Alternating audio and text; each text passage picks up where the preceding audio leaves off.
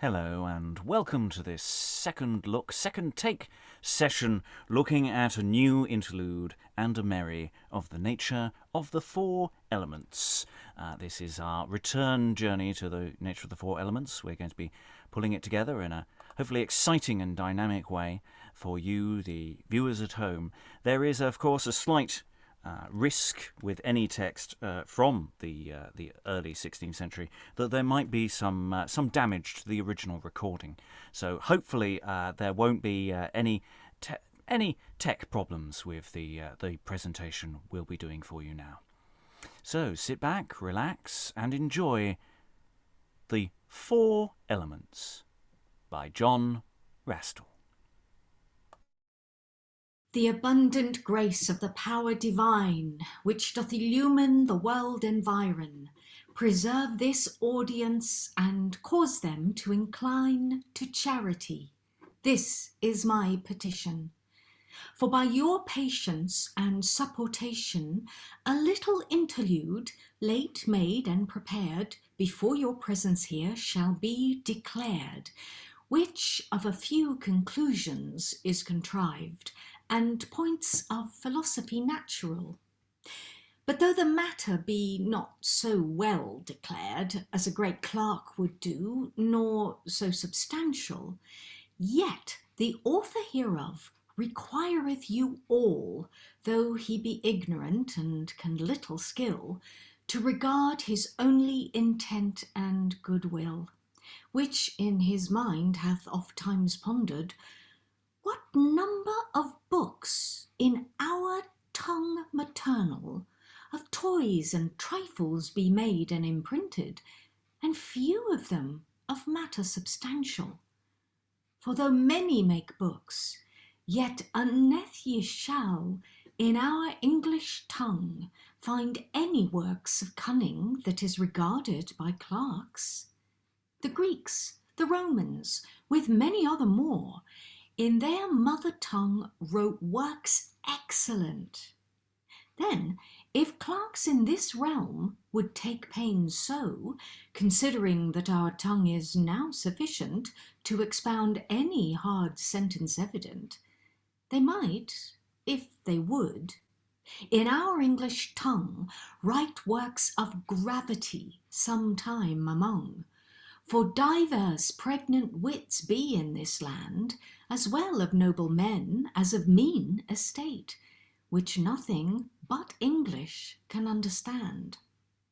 Then, if cunning Latin books were translate into English, well correct and approbate, all subtle science in English might be learned, as well as other people in their own tongues did. But now so it is, that in our English tongue many one there is that can but read and write, for his pleasure will oft presume among new books to compile and ballads to indite, some of love or other matter not worth a mite, some to obtain favour will flatter and gloze, some write curious terms, nothing to purpose. Thus every man after his fantasy will write his conceit, be it never so rude, be it virtuous, vicious, wisdom, or folly. Wherefore to my purpose thus I conclude, why should not then the author of this interlude utter his own fantasy and conceit also, as well as divers others nowadays do? For wisdom and folly is as it is taken. For that the one calleth wisdom, another calleth folly. Yet among most folk that man is holden most wise, which to be rich studieth only. But he that for a common wealth busily studieth and laboureth and liveth by God's law, except he wax rich, men count him but a daw. So he that is rich is ever honoured, although he have got it never so falsely. The poor, being never so wise, is reproved. This is the opinion most commonly throughout the world, and yet no reason why.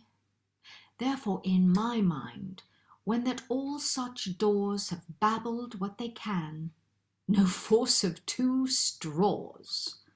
For every man in reason thus ought to do, to labour for his own necessary living, and then for the wealth of his neighbour also. But what devilish mind have they, which, musing and labouring all their lives, do no other thing but bring riches to their own possession, nothing regarding their neighbour's destruction?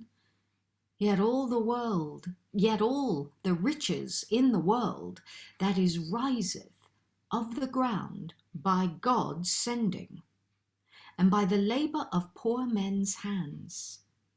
And though thou, rich man, have thereof the keeping, yet is not this riches of thy getting, nor oughtest not in reason to be praised the more. For by other men's labour it is got before. A great-witted man may soon be enriched, that laboureth and studieth for riches only. But how shall his conscience then be discharged? For all clerks affirm that that man precisely which studieth for his own wealth principally, of God shall deserve but little reward, except he the commonwealth somewhat regard. So they say that that man occupied is for a commonwealth, which is ever labouring to relieve poor people with temporal goods, and that it is a common good act to bring people from vice and to use good living. Likewise, for a commonwealth occupied is he that bringeth them to knowledge that ignorant be. But man to know God is a difficulty, except by a mean he himself inure, which is to know God's creatures that be. At first them that be of the grossest nature, and then to know them that be more pure, and so, by little and little ascending, to know God's creatures and marvellous working. And this wise man at the last shall come to the knowledge of God and his high majesty, and so to learn to do his duty, and also to deserve of his goodness partner to be.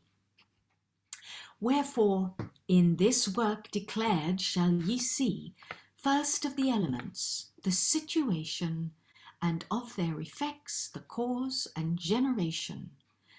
And though some men think this matter too high, and not meet for an audience unlearned, methink for man nothing more necessary than this to know, though it be not used, nor a matter more low cannot be argued, for though the elements God's creatures be, yet they be most gross and lowest in degree.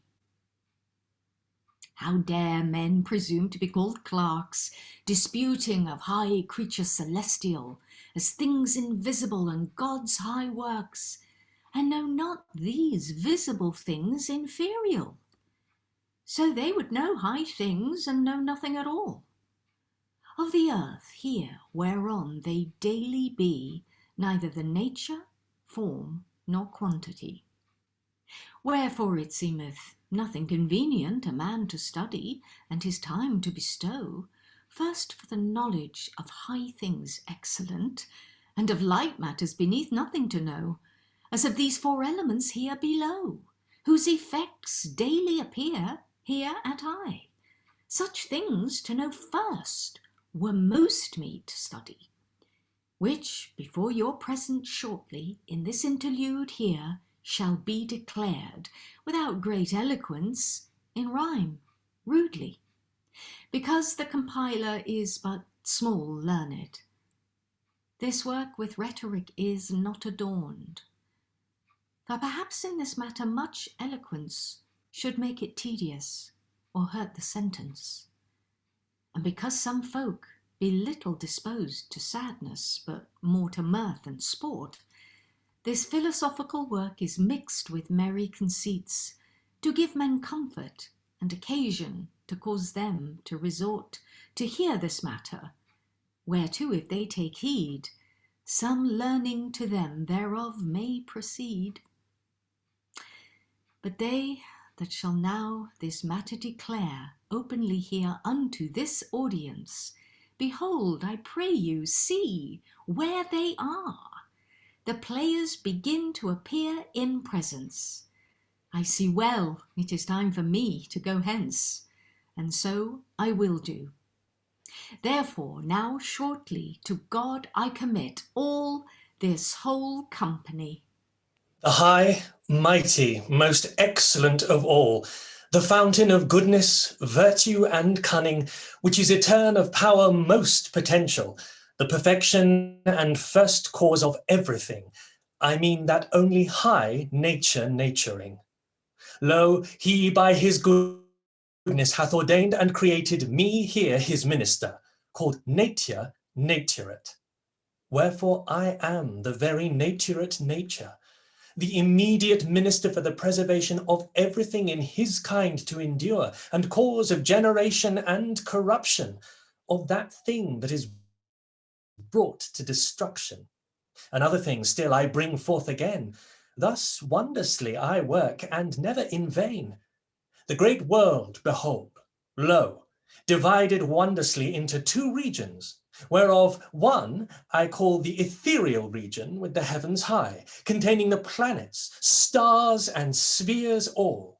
The lower region called the elemental, containing these four elements below: the fire, the air, the water, and earth also. But yet the elements and other bodies all beneath take their effects and operations of the bodies in the region ethereal. By their influence and constellations they cause here corruptions and generations. For if the movings above should once cease, beneath should be neither increase nor decrease. These elements of themselves so single be, unto diverse forms cannot be divided, yet they commix together daily, you see, whereof diverse kinds of things be engendered, which things eft stones, when they be corrupted, each element I reduce to his first estate, so that nothing can be utterly annihilate. For though the form and fashion of anything that is a corporal body be destroyed, yet every matter remaineth in his being, whereof it was first made and formed. For corruption of a body commixed is but the resolution by time and space of every element to his own place. For who that will take any body corporal, and do what he can it to destroy, to break it or grind it into powder small, to wash, to drown, to bend it, or to dry, yet the air and fire thereof naturally to their own proper places will ascend, the water to the water, the earth to the earth tend. For if heat or moisture of anything certain by fire or by water be consumed, yet earth or ashes on earth will remain. So the elements can never be destroyed. For essentially, there is now at this tide as much fire, air, water, earth, as was ever before this time, neither more nor less. Wherefore thou, man, now I speak to thee, remember that thou art compound and create of these elements as other creatures be, yet they have not all like noble estate. For plants and herbs grow and be insensate.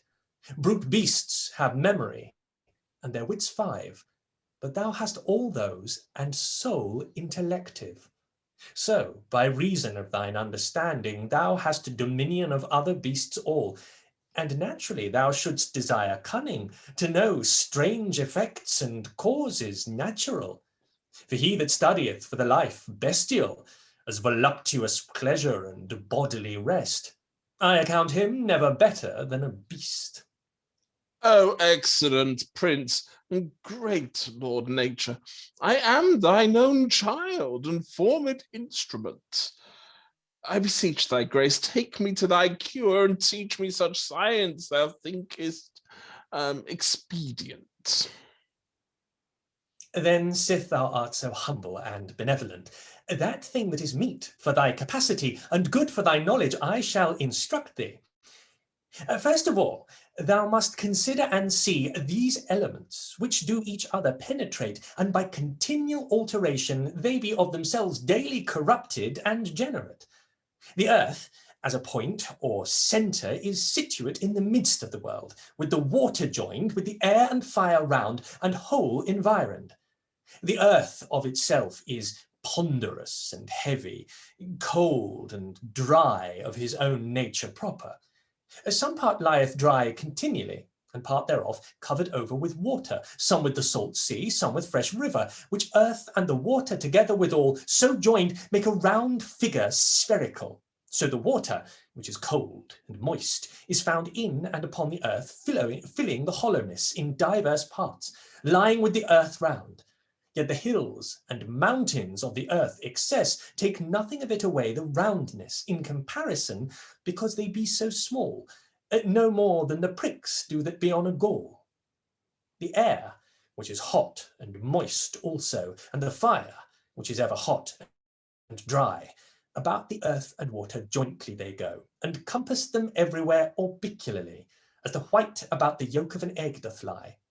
But the air in the lower part most remaineth, the fire naturally to the higher tendeth. The ethereal region, which containeth the stars and planets and every sphere, about the elements daily moveth, and covereth them round about everywhere. Every star and sphere in strange manner upon his own poles moveth diversely, which now to declare were too long to tarry. The fire and the air of their natures be light, therefore they move by natural providence. The water, because it is ponderous in weight, moveth not naturally, but by violence of the stars and planets, by whose influence the sea is compelled to ebb and flow daily, and fresh waters to spring continually. And though that the water be gross and heavy, yet nothing so gross as the earth, iwis. Therefore by heat it is vapoured up lightly, and in the air maketh clouds and mists. But as soon as ever that it grossly is gathered together, it descendeth again, and causeth upon the earth hail, snow, and rain. The earth, because of his ponderosity, avoideth equally the movings great of all extremities and spheres that be, and tendeth to the place that is most quiet.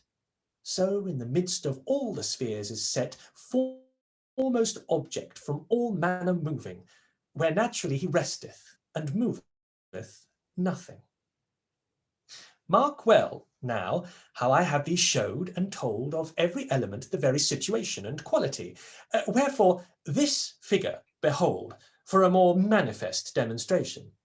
And because thou shouldst not put to oblivion my doctrine, this man called Studious Desire with thee shall have continual habitation, thee still to exhort more science to acquire. For the more that thou desirest to know anything, therein thou seemest more a man to be. For that man that desireth no manner cunning, all that while no better than a beast is he. Why been the eyes made, but only to see, the legs to bear the body of a creature? So everything is made to do his nature. So likewise reason, wit, and understanding is given to thee, man, for that thou shouldst indeed know thy maker and cause of thine own being, and what the world is, and whereof thou dost proceed. Wherefore it behoveth thee of very need the cause of things first for to learn, and then to know and laud the high God etern. O glorious Lord and Prince, most pleasant, greatly am I now holden unto thee, so to illumine my mind that was ignorant with such noble doctrine as thou hast here shown me. Wherefore I promise upon my fidelity, my diligence to keep in memory, and thee for to honour still perpetually. And sith it hath pleased thy grace to admit me upon this man to give attendance, with thy doctrine here showing, I shall quicken his wit and daily put him in remembrance. His courage and desire I shall also enhance, so that his felicity shall be most of all to study and to search for causes natural. Well then, for a season I will depart, leaving you together here both twain. What I have shown, man, print well in thine heart, and mark well this figure that here shall remain, whereby thou mayest perceive many things more plain concerning the matter I spoke of before. And when that I shall resort here again, of high points of cunning, I shall show thee more. Now, humanity, call to your memory the cunning points that nature hath declared. And though he has shown diverse points and many of the elements so wondrously formed, yet many other causes there are would be learned as to know the generation of things all here in the earth, how they be engendered as herbs, plants, well springs, stone, and metal. Those things to know for me by full experience, but yet in those points which nature late showed me, my mind in them as yet is not content, nor for I can no manner wise perceive nor see, nor prove by reason why the earth should be in the middle of the firmament hanging so small, and the earth with the water to be round withal. Methinketh myself as to some of those points I could give a sufficient solution. For first of all, thou must needs grant this, that the earth is so deep and bottom hath none, or else there is some gross thing it standeth upon, or else that it hangeth, thou must needs consent even in the midst of the firmament. What then? Go forth with thine argument. Then mark well, in the day or in a winter's night, the sun and moon and stars celestial, in the east first they do appear to thy sight, and after in the west they do downfall, and again in the morning next of all. Within 24 hours they become just to the east point again, where thou sawest them first. Then if the earth should be of endless deepness, or should stand upon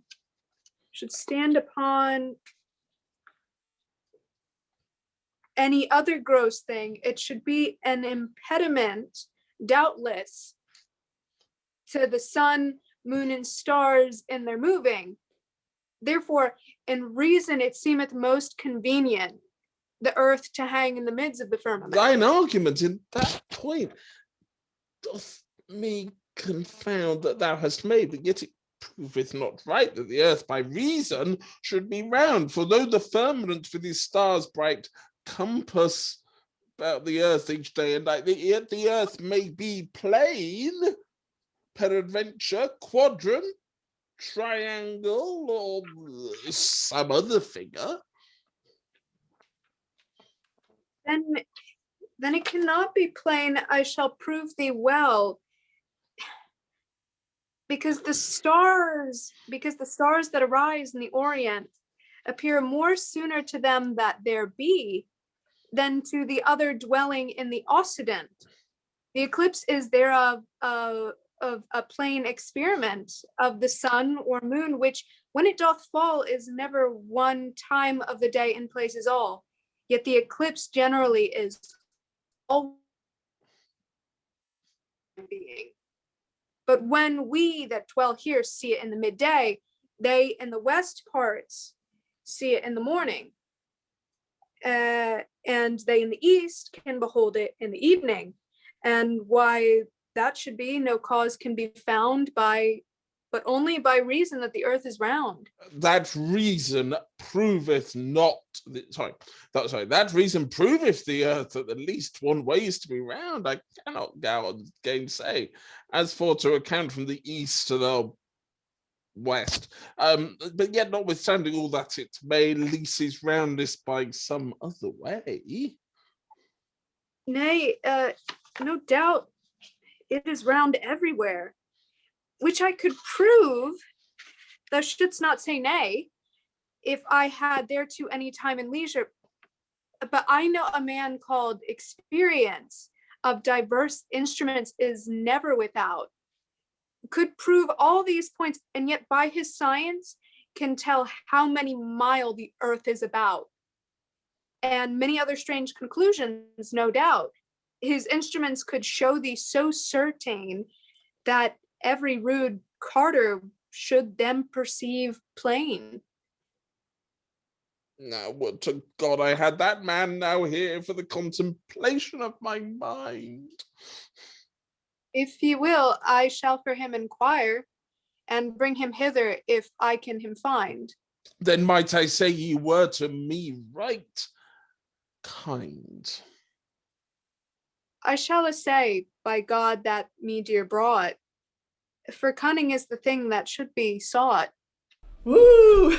Well hit, quoth Hickman, when that he smote his wife on the buttocks with a beer pot. Ha ha! Now good even, fool! Good even!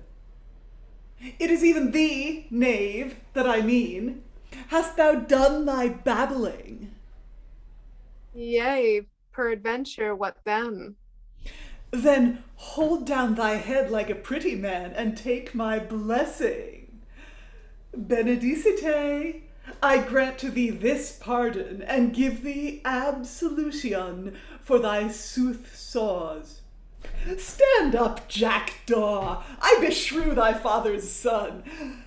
Make room, sirs, and let us be merry. With huff a gallant, sing turn on the merry, and let the wide world wind. Sing frisky jolly with a hey trolley lolly, for I see well it is but a folly to have a sad mind. For rather than I would use such folly to pray, to study, or be Pope holy, I had as lief be dead. By Gog's body, I tell you true, I speak as I think now, else I beshrew even my next fellow's head.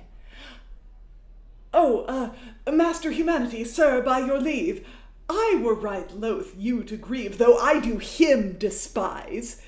For if ye knew him as well as I, ye would not use his company, nor love him in no wise. Sir, he looketh like an honest man, therefore I marvel that ye can this wise him deprave. Though he look never so well, I promise he hath a shrewd smell.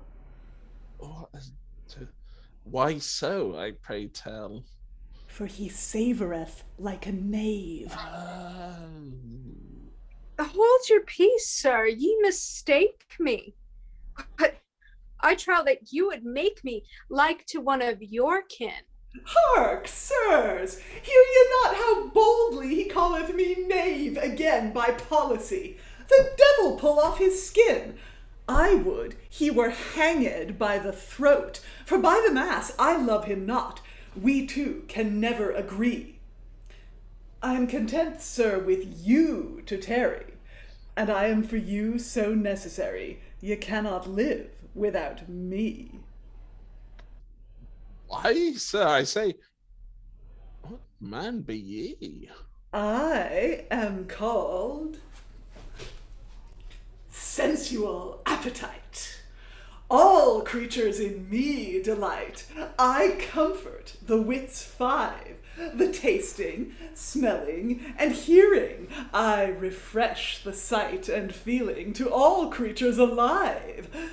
For when the body waxeth hungry for lack of food, or else thirsty, then with drinks pleasant I restore him out of pain, and oft refresh nature again with delicate viand.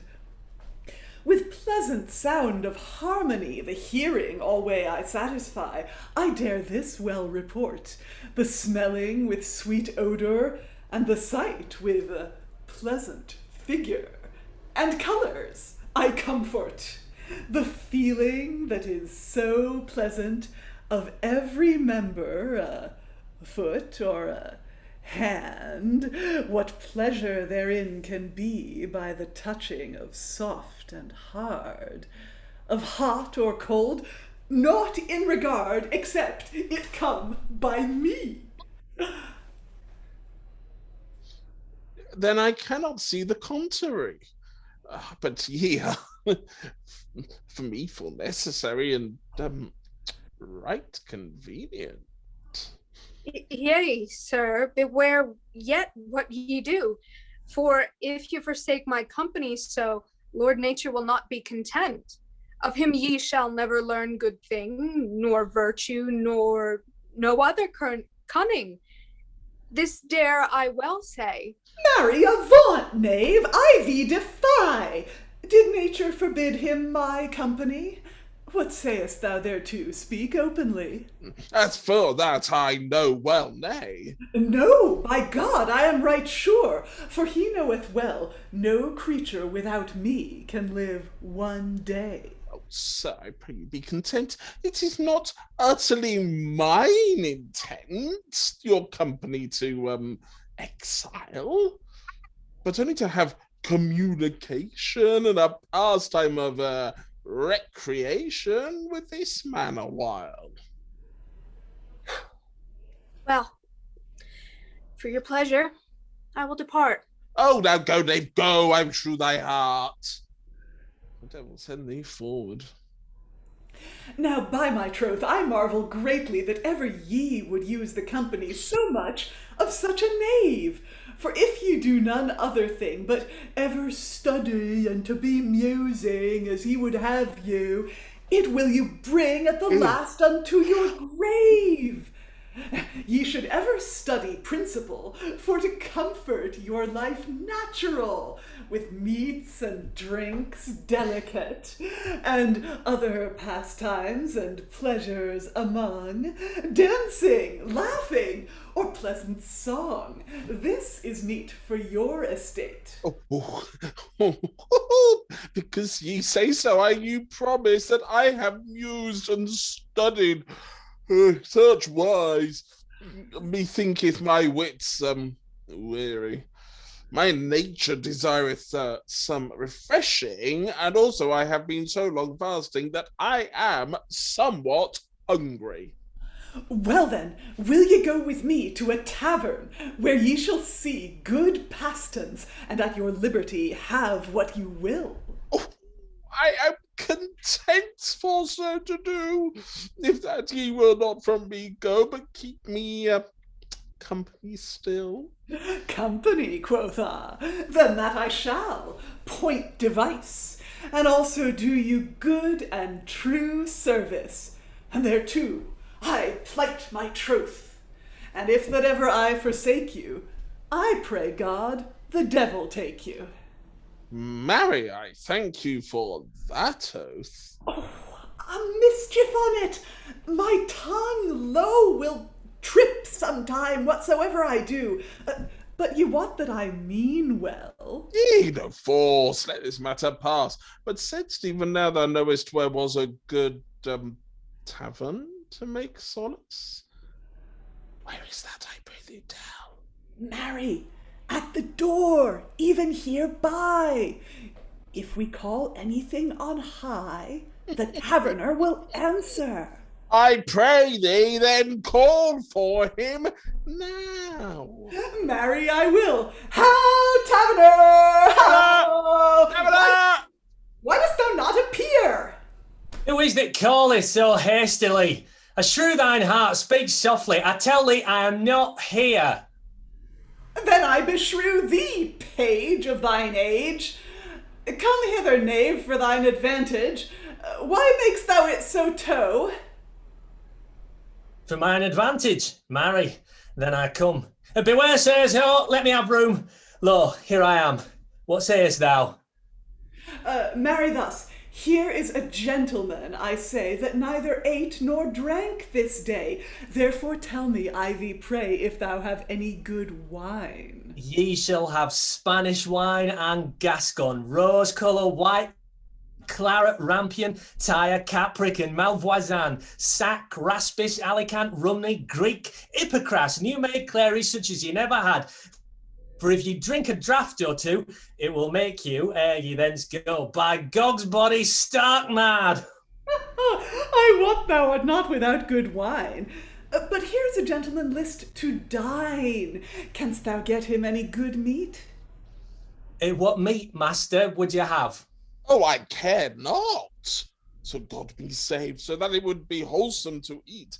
I would we had a stewed capon. As for capons, ye can get none. The king's taker took up each one. I wot well there's none to get. Though all capons be gone, what then? Yet I can get you a stewed hen that is ready dight. Ooh, if she be fat, then all, but it will do well. Fat or lean, I cannot tell. But as for this, I wot well. She'll ate the stews all night.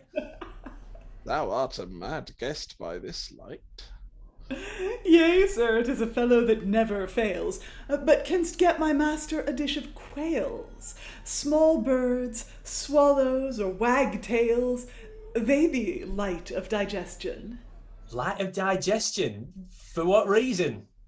For physic putteth this reason thereto, because those birds fly to and fro, and be continual moving. Then know I a lighter meal than that. Oh, I pray thee, tell me what. If ye will needs know, short and long, it is ever a woman's tongue, for that is ever stirring. Well, sir, I pray thee, let such fantasies be, and come hither near and hark to me, and do after my bidding. Go purvey us a dinner, even of the most of all manner of dishes, both sod and roast. Oh, that thou canst get. Spare for no cost if thou make 3 course. Then ye get neither goose nor swan, but a dish of dregs, a dish of bran, a dish of draught, and I trow then you cannot get 3 worse. Oh, what? Whoreson, wouldst thou purvey bran, draught, and stinking dregs, I say?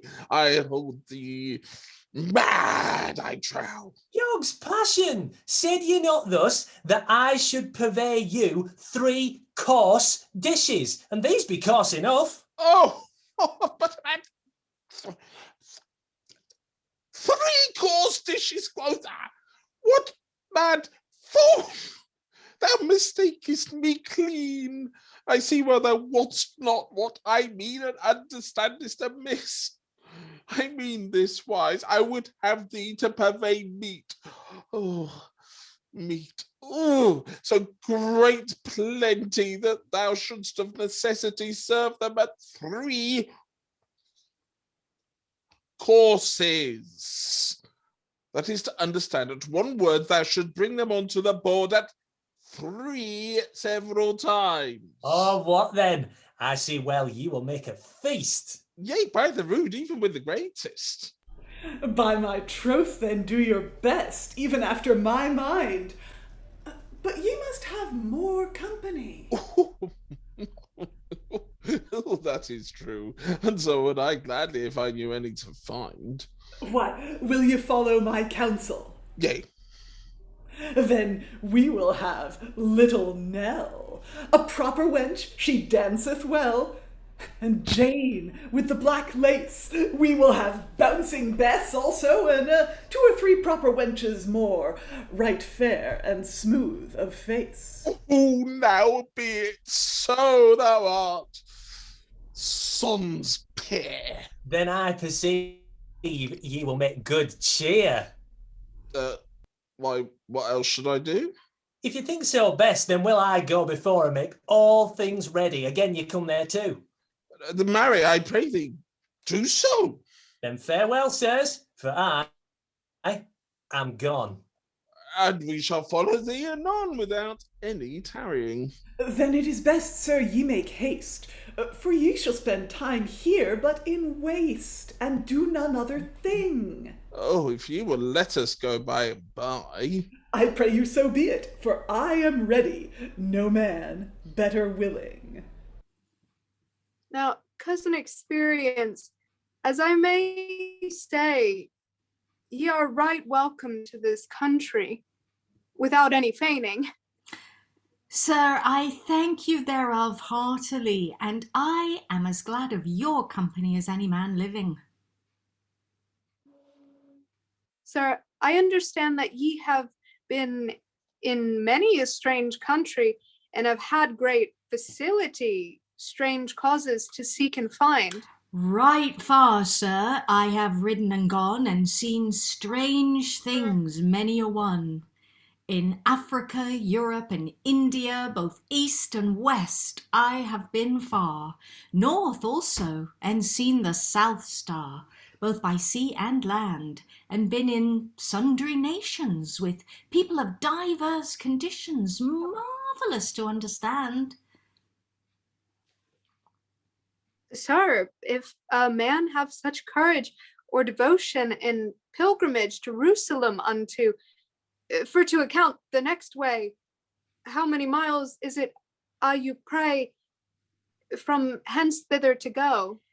Sir, as for all such questions of towns, to know the situation, how far they be asunder, and other points of cosmography, ye shall never learn them more surely than by that figure yonder. For who that figure did first devise, it seemeth well he was wise and perfect in this science. For both the sea and land also lie true and just as they should do. I know by experience. Who think you brought here this figure? I wot not. Certes, Lord Nature, himself not long agone, which was here personally declaring high philosophy, and left this figure purposely for humanity's instruction. Doubtless right nobly done. Sir, this realm, you know, is called England, sometimes Britain, I understand. Therefore, I pray you point with your hand in what place it should lie. Sir, this is England lying here, and that is Scotland that joineth him near, compassed about everywhere with the ocean sea around. And next from them westwardly, here by himself alone doth lie Ireland, that wholesome ground. And then is the narrow sea, to Calais and Boulogne the next way, and Flanders in this part. Here lieth France next him joining, and Spain southward from them standing, and Portugal in this quarter. This country is called Italy.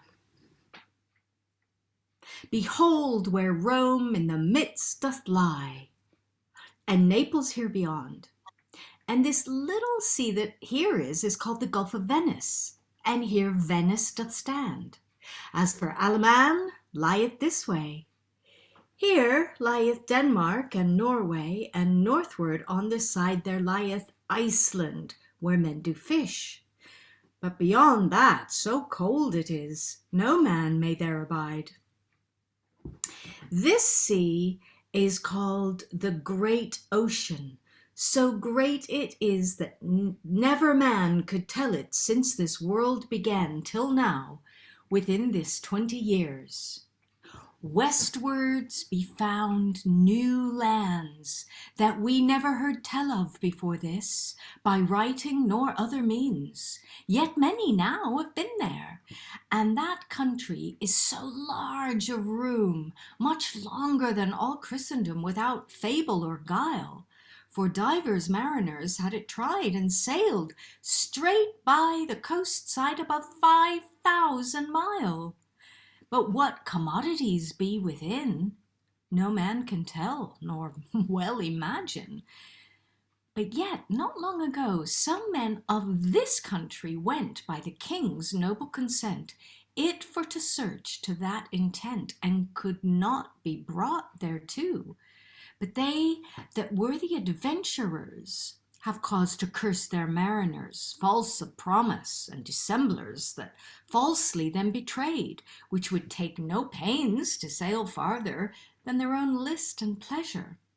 Whereof that voyage and divers others such caitives have destroyed. Oh, what a thing had been then if they that be Englishmen might have been the first of all that there should have taken possession. and made first building and habitation, a memory perpetual.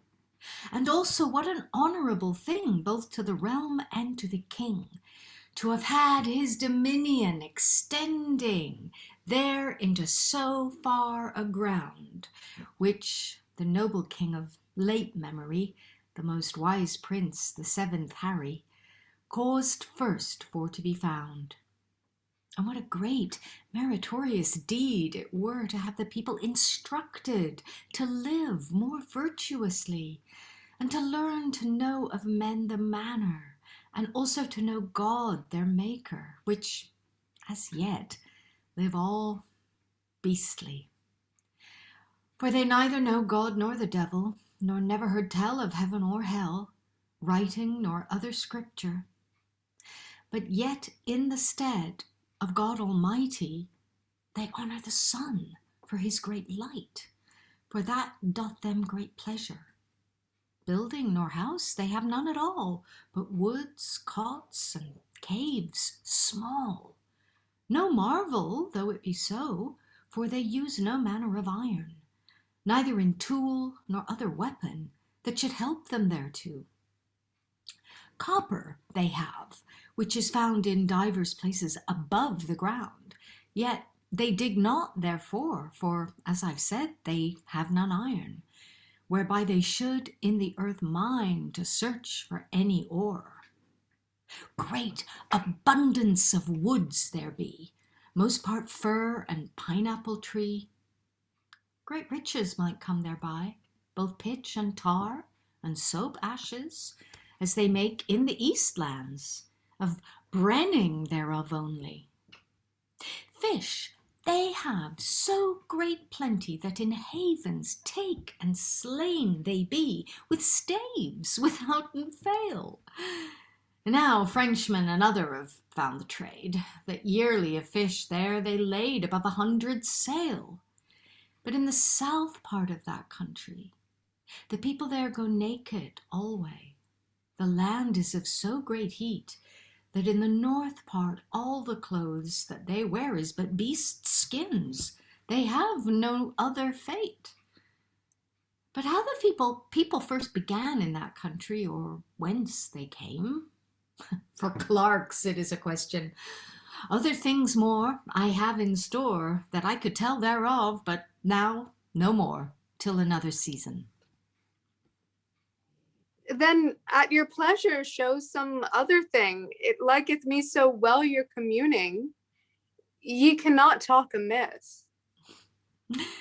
Then will I turn again to my matter of cosmography, where I was ere. Behold, take heed to this. Lo, eastward, beyond the great ocean, here entereth the sea called the Mediterranean. Of 2,000 mile length, the Sultan's country lieth hereby. The great Turk on the north side doth lie, a man of marvellous strength. This said north part is called Europa, and this south part called Africa. This east part is called India. But this new lands found lately been called America, because only Americas did first them find. Lo, Jerusalem lieth in this country, and this beyond is the Red Sea, that Moses maketh of mention. This quarter is India Minor, and this quarter India Major, the land of Prester John.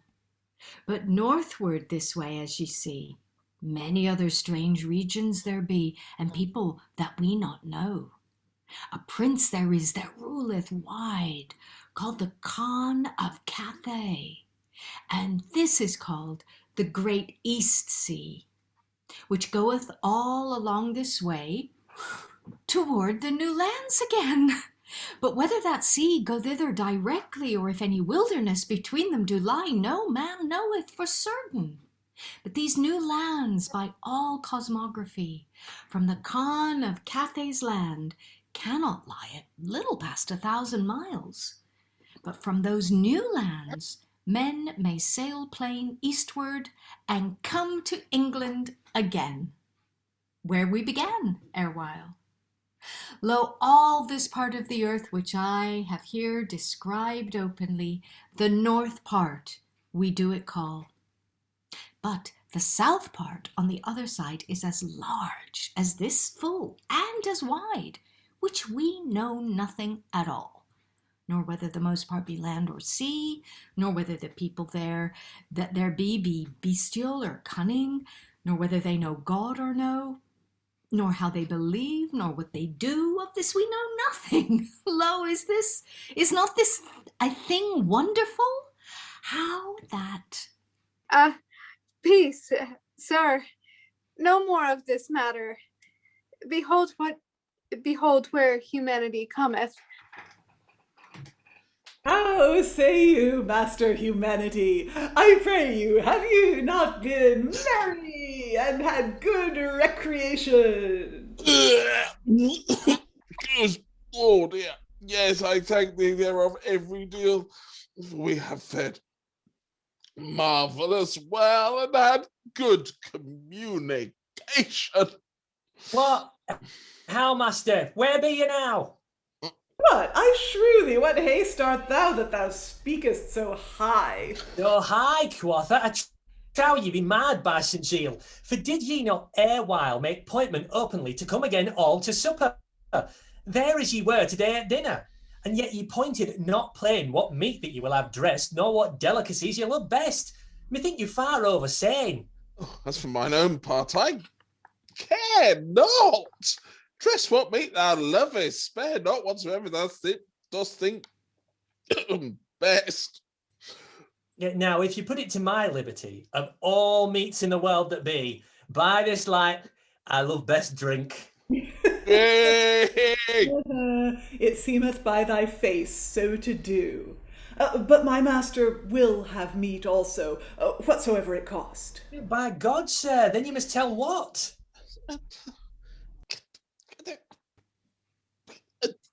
At thy discretion, I force not, whether it be sodden or roast. Yeah, well, sir, then care not. Let me alone. You shall see that all things shall be done and ordained well and fine. Oh, well, so I require thee heartily, and anyways especially. Oh, let's have a cup of new wine. You shall have wine as new as can be, for I may tell you in privity it was brewed but yesternight. But that is nothing for my delight. But then I have for your appetite a cup of wine of old claret. There is no better by this light. Well, I trust thee well enough. But one thing, if it please you now, you see well I take much pain for you. I trust you will see to me. Yea, I promise thee, get thee hence, and in this matter do thy diligence, and I shall reward thee. Because thou lookest for a reward, one thing for thee I have prepared that here I shall thee give. Thou shalt have a knave's skin, for to put thy body herein for term of thy life. Now, gramercy, my gentle brother, and therefore thou shalt have another for voiding of strife. Now farewell, gentle John. Then farewell, fool, for I am gone. Oh, abide, turn once again, hark what I say. Yet there is another thing would do well at our master's washing. What thing is that, I thee pray? Marry thus, canst thou tell us yet where there is any rose water to get? Yea, that I can well purvey, as good as ever you put to your nose. For there is a false wench called Rose, distilleth a quart every day. By God, I would a pint of that were poured even upon my pate for all this presence. Yeah, I had liever she and I were both together secretly in some corner in the Spence, for by God, it is a pretty girl. It is a world to see her whirl, dancing in around. Oh, Lord God, how she will trip, she will bounce it, she will whip, yea, clean above the ground. Well, let's all such matters pass, I say. Oh, get thee hence and go thy way about this the matter? Then I go straight. Lo, fare you well. But look yet thou remember every deal that I spake of full air. Yes, I warrant you. Do not fear. Oh, God's Lord! Oh, see's not who is here now. Ye shall know, sir. Here I go. What? Art thou here? I see well the more knaves, the worse company. Thy lewd conditions thou dost still occupy, as thou art wont to do. Oh, but I say, who is this here in presence? Sir, this is the man called Experience that I spake of before.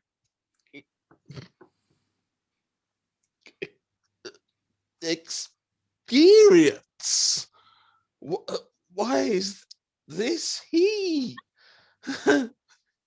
Sir, you are right welcome unto me, and shall be evermore. Sir, I thank you thereof heartily, but I assure you faithfully, I have small courage here to tarry as long as this man is here. Why, whoreson, what ailest at me? For thou hast ever so lewd a property, science to despise, and yet thou art he that naught canst nor naught wilt learn. Marry, avaunt, knave, I make God avow, I think myself as cunning as thou, and that shall I prove shortly. I shall put thee a question now. Come near, let me see how well thou canst answer. How spellest thou this word, Tom Cooper, in true orthography? Tom Cooper, quotha. A wise question. Hardly. Yea, I tell thee again yet, Tom Cooper, how spellest it? Lo, he hath forgotten, ye may see the first word of his ABC. Hark, fool, hark, I will teach thee. P-A, pa, T-E-R, ter. Do together, Tom Cooper. Now, is not this a sore matter? Lo, here you see him proved a fool. He had more need to go to school than to come hither to clatter. Certain, this is a solution meet for such a boy's question. Sensual appetite, I pray thee, let all pass. Let pass all trifles and vanity, for a while it shall not long be, and depart I thee require. For I would talk a word or two with this man here, and hence go, for to satisfy my desire. Why, Gog soul, will ye so shortly break appointment with yonder company, where ye should come to supper? I trust you will not break promise so. Oh, I care not greatly if I do. It is but a tavern matter. Then I will go show them what you say. Spare not if thou wilt go thy way, for I will here tarry. Then adieu for a while, I tell you plain. But I promise you, when I come again, I shall make yonder knaves twain to repent and be sorry. Now I am full glad that he is gone. So am I, for good will he do none, to no man living. But this is the man with whom ye shall, I trust, be content withal, and glad of his coming. For he hath expound cunningly divers points of cosmography in few words and short clause. So I understand he hath good science, and that he hath by plain experience learned many a strange cause. Yea, sir, and I say for my part, he is the cunningest man in that art that ever I could find. For ask what question ye will do, how the earth is rounder, other mo, he will satisfy your mind. Why, what doubt have ye therein found? Think ye the earth should not be round? Or else how suppose ye? Oh, one way it is round, I must consent, for this man proved it evident. Toward the east and occident, it must needs round be. And likewise from north to south. That point to prove worse, some think worth. Yes, that I can well prove, for this ye know as well as I. Ye see the North Star in the sky? Mark well, ye shall unnethed spy that ever it doth remove. But this I assure you, if you go northward 100 mile or two, ye shall think it riseth, and how that it is near approached the point over the top of your head, which is called your zenith. Yet, if ye go the other way, southward 10 or 12 days' journey, ye shall then think anon it descended, and come more nigh, the circle parting the earth and sky, as ye look straight with your eye, which is called your horizon. But ye may go southward so far, that at the last that same star will seem so far down right, clear underneath your horizon, that sight thereof can you have none. The earth will stop your sight. This proveth of necessity that the earth must needs round be. This conclusion doth it try. Now that is the properest conclusion, as ever I heard, and for my reason no man may it deny. But sir, if that a man sail far upon the sea, will then that star do there as on the ground? Yea, doubtless. Sail northward, rise it will, and sail southward, it falleth still, and that proveth the sea round.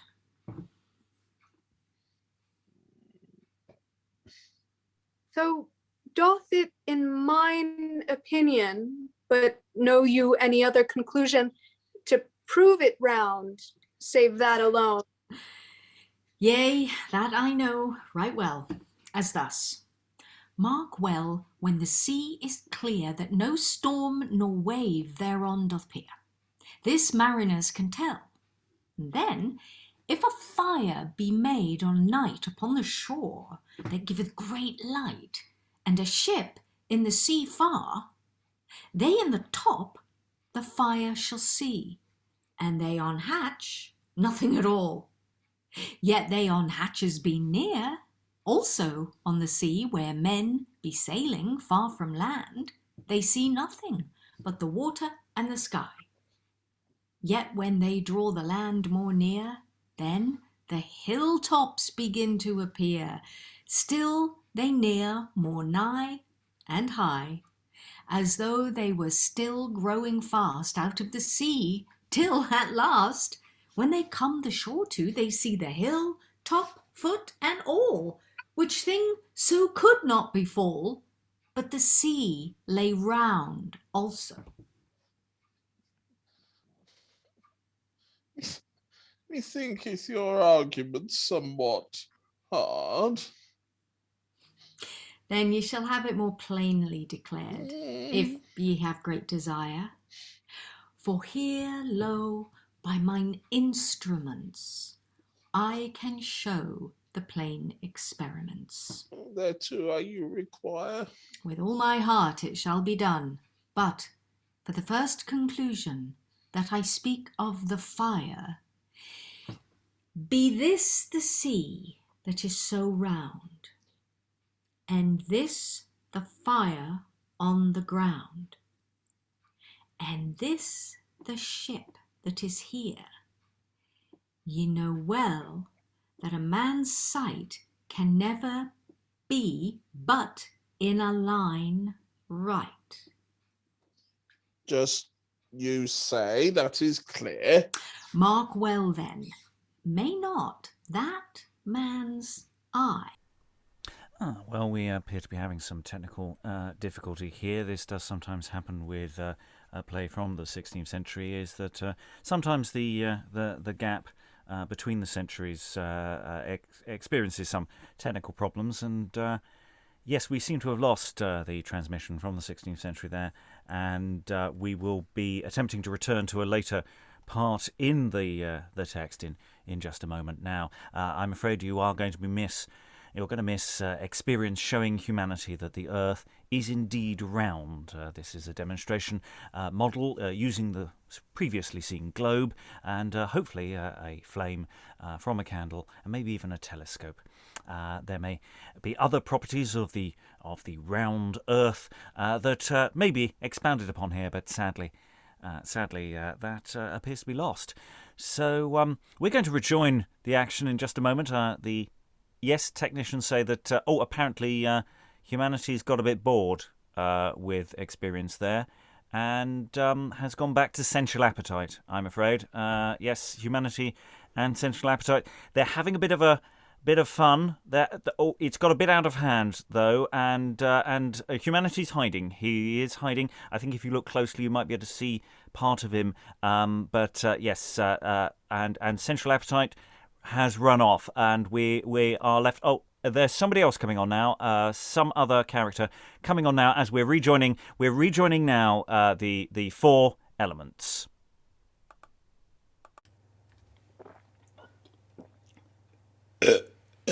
With arguing here, they're foolish straws. That is not worth 3 straws. I love not this horse and philosophers, nor this great cunning extramers that tell how far it is to the stars. I hate all manner cunning. I would you knew it. I am ignorance. The lord I am of greater puissance than the king of England or France. Yea, the greatest lord living. I have servants at my retinue that long to me, I assure you, herewith in England, that with me ignorance dwell still. And term of life continue will, above 500,000. Whew!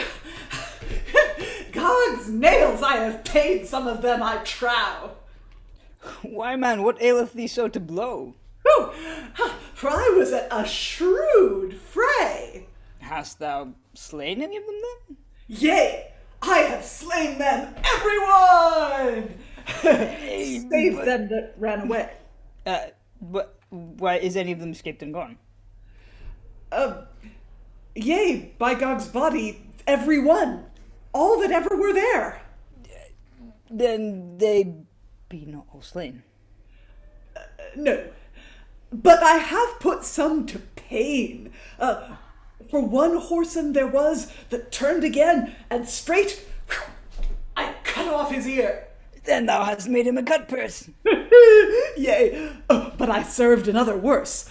I smote off his leg by the hard arse, as soon as I had met him there. Aha! Well, by my troth, that was a mad deed. Thou shouldst have smit off his head.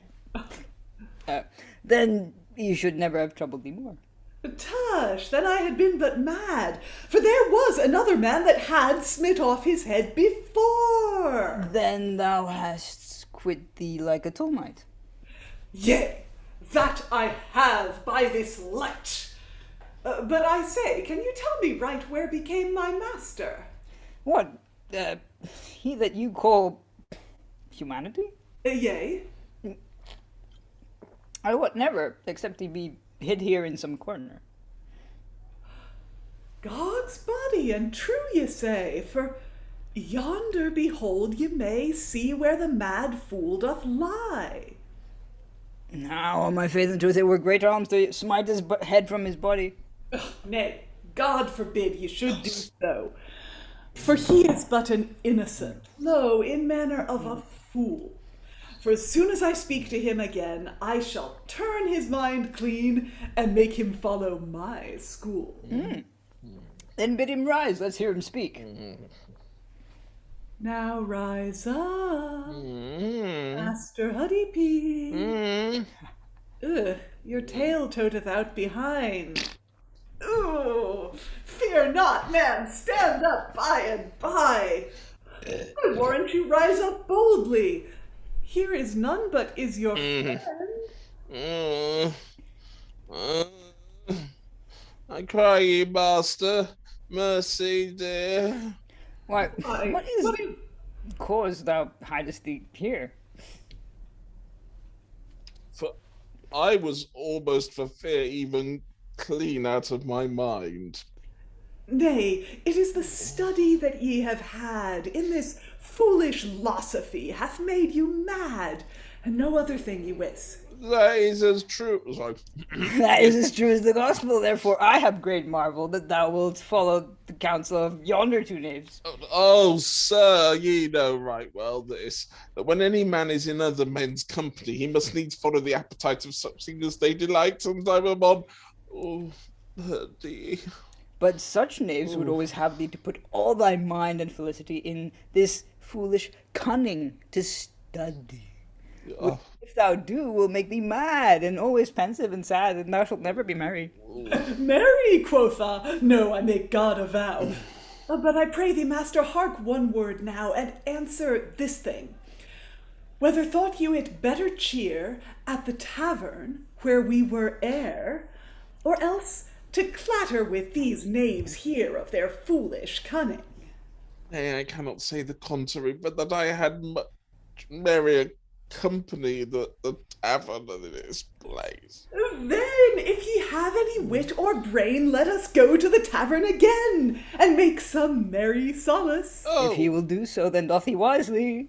oh, but my troth, I care not greatly, for I am indifferent to all company, whether it be here or there.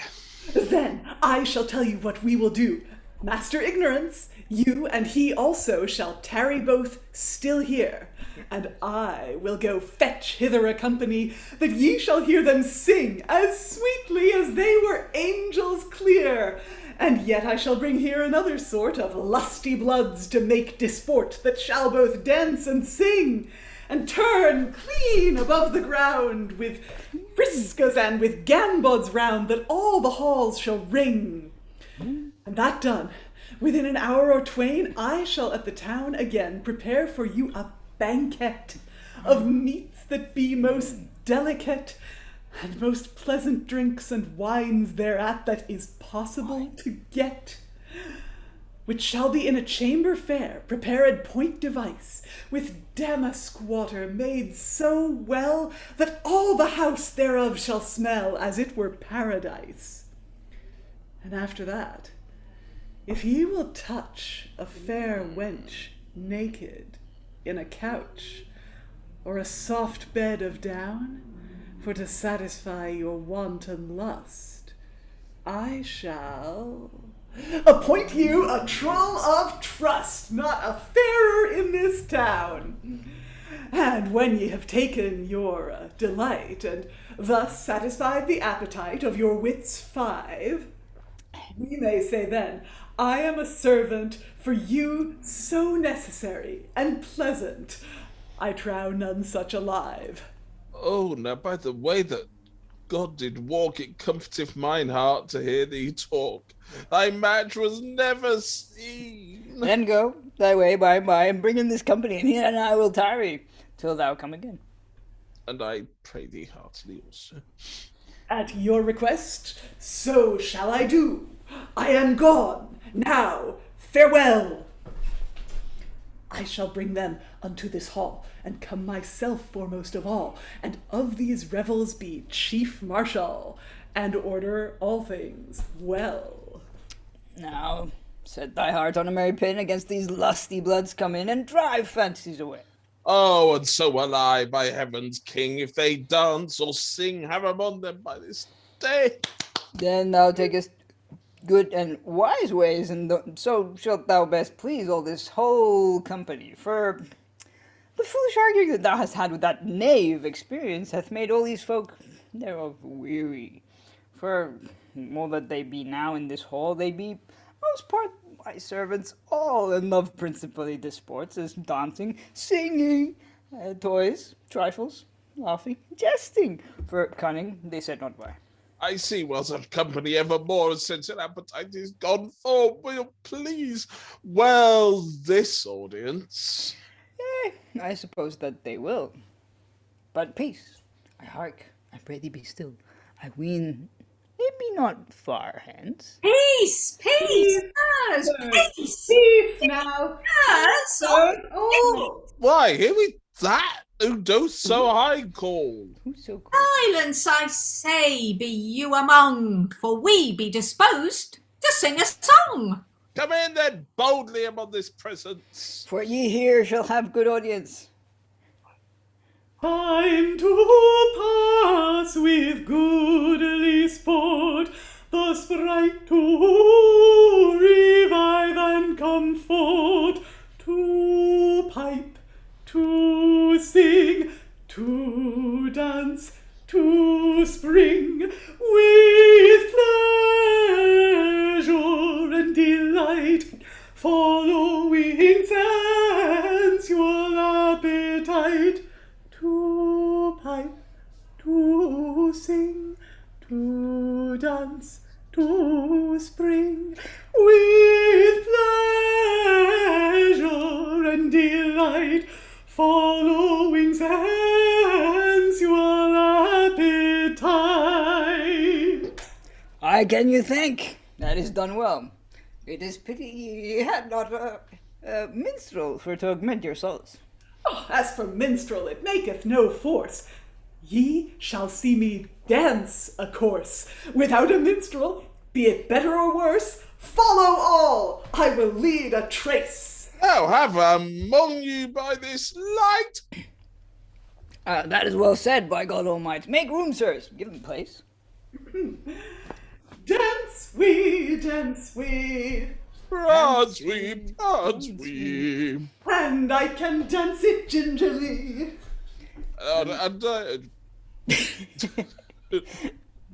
And I can dance it gingerly. And I can foot it by and by, I can foot it by and by. and I can prank it properly, And I can prank it properly. and I can countenance comely, And I can countenance comely. and I can leap it lustily, And I can leap it lustily. and I can turn it trimmily, And I can turn it trimly. and I can frisk it freshly, And I can frisk it freshly. and I can look it lordly. And I can look it, Lord. I can thee thank. To sensual appetite, this is the best dance without a pipe that I saw this 7 year. This dance would do much better yet if we had a kit or a tabouret. Oh, but alas, there is none here. Then let us go to the tavern again.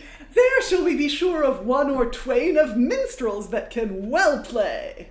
And go, I pray ye, by and by, and purvey some minstrel ready, and he and I will follow shortly as fast as ever we may. Therewith I am right well content. Then I will go, incontinent, and to prepare everything that is meetly to be done. And for lack of minstrels the mean season, now will we begin to sing. Now will we begin Now will we here begin to sing, for dance we can no more, for minstrels here be all lacking. To the tavern we will, therefore. Oh, if that sensual appetite can find any good minstrels after his mind, doubt not we shall have good sport. And so we shall have for a surety. But what shall we do now? Tell me. The meanwhile, for our comfort. Then let us some lusty ballads sing. Nay, sir, why the king for me thinketh it serveth for nothing. All such peevish, prick-eared song. Peace, man, prick song may not be despised, for there was good is well pleased, honoured, praised, and served in the church of times of old. Is God well pleased, trust not thereby? Nay, for there is no reason why. Is it not as good to say plainly, give me a spade, as it is, to say, give me a spade. But if thou wilt have a song that is good, I have one that is of Robin Hood, the best that was ever made. Then our fellowship, let us hear it. But there is a burden. Thou must bear it, or else it will not be.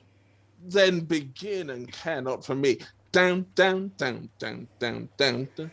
Robin Hood in Barnesdale stood and lent him till a maple thistle. Then came Our Lady in sweet St. Andrew. Sleepest thou, wakest thou, Geoffrey Coke? 100 winter the water was deep, I cannot tell you how broad. He took a gooseneck in his hand, and over the water he went. Over the water he went. He started up to a thistle top and down, cut him down a Holland club. He stroked the wren between the horns, and fire sprang out of the pig's tail. Jack boys thy bower broke, or hath any man done the wriggledy-rag? He plucked his muscles out of a willow and put them into his satchel. Wilkin was an archer good, and well could handle the spade. He took his best bow in his hand and set him down by the fire. He took with him 60 bows and 10, a piece of beef, another of bacon. Of all the birds in merry England, so merrily pipes the merry bottle.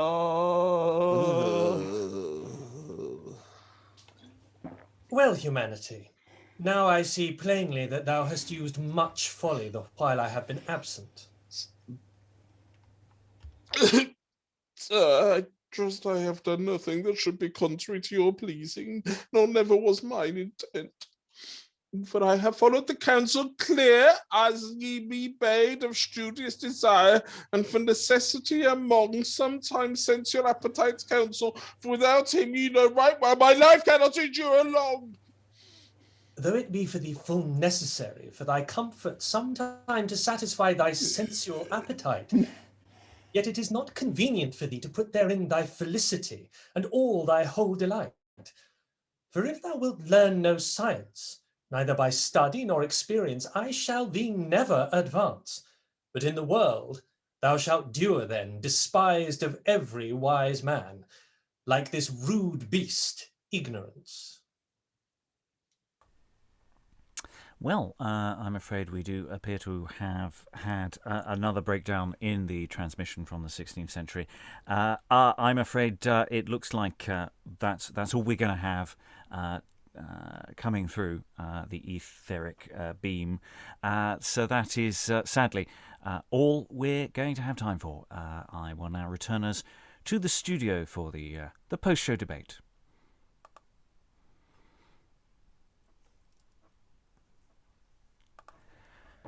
Okay, if I could have the cast back in the room. Playing humanity was Gregory, Musson, Ignorance, Eric, Sensual Appetite, Liza, Studious Desire, Rachael, the Messenger of an Experienced, Lynsey, and Nature and the Taverner was Alex, and I'm the voice of the Mistrons. I'm Robert, and yes, full credits will be in the show notes. Well done, everyone. There was some really nice things coming out. It's a difficult play to do. It's a difficult play to get across, but little stories starting to come out that I really liked there that can be built on. And yeah, I like the way that Studious Desire is becoming more and more of a SWAT. And you know, in the nicest possible way. In the nicest possible way. I didn't mean that to sound derogatory there. In the way that just simply eagerness and interest and actually the relationship between you and experience later on of just going, wow, there's all this stuff and there's it's wonderful things. Yeah,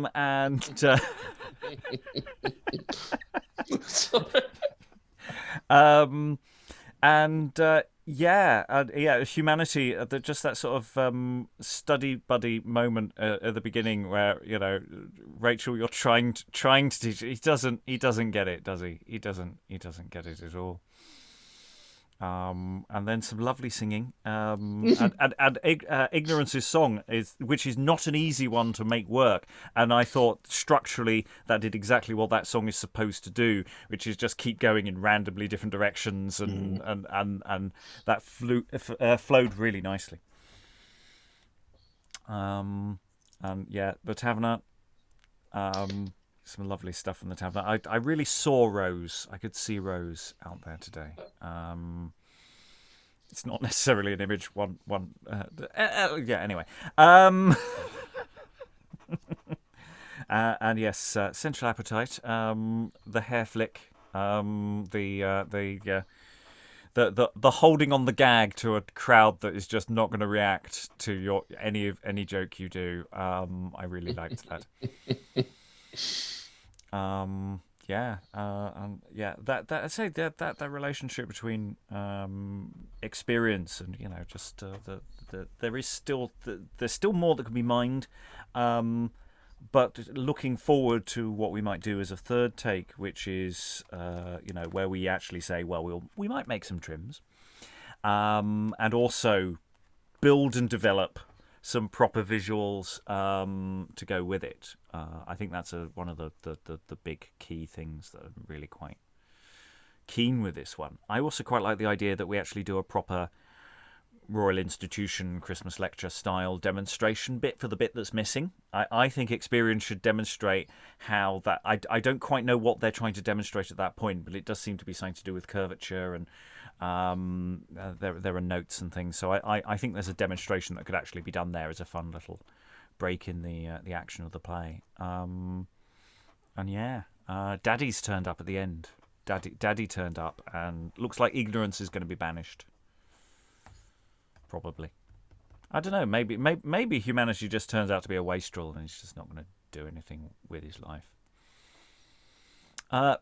Anyway, thoughts from the room. We've got a few minutes before we go into off camera to discuss what's happening next. Anyone got anything they want to throw in from that experience, either as an audience or performer? This was my play that I adored from the very big start to do it when we first ever did it, and it lost some of its luster last time. I felt it hadn't quite, but tonight has really showed it again to be that. I mean, yeah, there are bits where it's just like, oh, for goodness sake, just get on with it. I think the only way you can get through those speeches is, as Rachael was doing, either take notes or try and compare it with the book, which is what I ended up deciding. But I think there's some fabulously comic moments, and unlike the lacunas in other texts that we've done, especially the one from earlier this week, I really miss the lacunas from this, because it's just like, what's going on? And the ending is just so abrupt that you just think, oh. But yeah. Any other thoughts from the room? Liza. Well, what I really love about this play, because, I love the history of science aspect. I like that in a lot of these morality plays, there's a lot more religion than there is here. Here, God is only mentioned in passing, and the highest good is to be serious about science. And so the tempter, that's me, is actually a lot less successful. Humanity gets sick of me and he wants to go and study again, which is how it's supposed to work, right? You're supposed to balance study and recreation. Then he falls under the influence of ignorance, and obviously everything goes downhill from there. I mean, look at the guy. But I love that it's a morality play of science. And in that sense, it does actually have a sort of elbow into our affections. That's not quite the phrase I was planning on coming out with. Don't know what went wrong there. But yeah, it actually has a connection with us today. And I think, when it actually comes to demonstrating knowledge, it's a matter of, I've spent a lot of time watching sort of science communicators and things like that, sort of looking at the kind of things that people do. And I think that with, as I say, some additional aids, it does have this, we put up this sort of slightly naff graphic, that there is an interactivity with an object that actually is lacking in what we've been doing.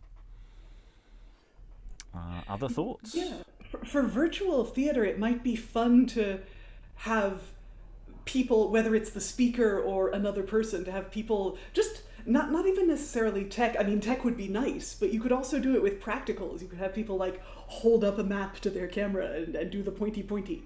Well, it's like in any demonstration thing. You usually have someone in a coat who does the moving the props around and setting the things up and doing little demonstrations. So yeah, it could be that there are additional silent things going on. Rachael, did I see? The messenger's introduction hit differently than it did the last time we did it. There's something so challenging, I think, to the status quo that's in there. Because if you had anybody who was in the more expensive seats, it's really like they're coming on in this interlude and they're saying, this isn't for you. This is for your regular person. That we're aiming this show towards, and that we're going to make this thing that people think is highbrow and just say it easily and add some comedy to it. And yeah, it is. You were saying that there are bits that are a bit long, but as I say, we've said before, Rastell knew that. He said, there's some bits you can cut. You can cut some bits. So I feel that we don't have a problem there with that kind of irreverence, because the author has told us we can do it, so it's cool. And yeah, there are some bits that really land, even though they are long speeches, and some bits where either history hasn't been kind to it. I'm really interested in doing that comparison, because there are bits of the science that are actually still very solid bits of science, and I'm actually quite interested in the bits that are slightly wrong, and actually the distance between them. Other thoughts, Lynsey? I felt very sorry that Experience got cut off in the full flow of explaining about the fire and the straight line of vision and all of that. Yeah, it was just getting interesting. It was like you were just getting your props together, just going, I've got this, and I've got this, and I've got this, and I'm going to do this, and then you don't. And then Props, diagrams. I wanted to see them so bad. Take me to your orrery. Actually, I mean, I was encountering the play for the first time the last time we did it, and I remember thinking, oh God, so wordy, and Messenger is so wordy, and then Experience is so wordy, and it's this sort of travelogue, and do you do a kind of David Attenborough kind of his take of it, or what do you do? And actually, I found it more genuinely interesting this time. I was I was sort of like, oh, I love maps, so nothing makes me happier than to look at a map and point at places. So I could have done that all night. Yeah, I mean that's the thing, is it's someone trying to communicate something to somebody else, and and when it has that sort of human dimension, it lands in a way that I am now doing a speech about here is this thing and here is another thing doesn't, and I think there is that gap between the last time we read it and this time, which has really shown us where we can take this and how far we can push this. Any more? For any more, because otherwise we need to have a little chat about what we're doing next time in Second Looks. So all that remains is to thank all these wonderful performers for their wonderful performances. Thank you very much, everyone. Thank you very much, and goodbye.